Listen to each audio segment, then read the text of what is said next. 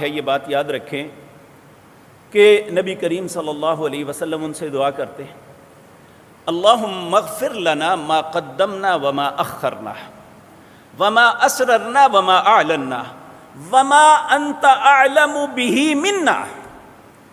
اے اللہ میرے پچھلے، پہلے، بعد والے سب گناہوں کو معاف کر دے۔ اے اللہ تو میرے ظاہراً اور پوشیدہ سب گناہ معاف کر دے۔ اے اللہ مجھے بھی اپنے گناہوں کا پتہ نہیں، وما انت اعلم به منا، تو مجھ سے زیادہ مجھے جانتا ہے۔ ایک دعا میں آپ یہ بھی فرماتے ہیں اللہ سے، ولا یخفی علیک شیء من امری، اے اللہ میری ذات کی کوئی بھی بات تجھ سے پوشیدہ نہیں ہے۔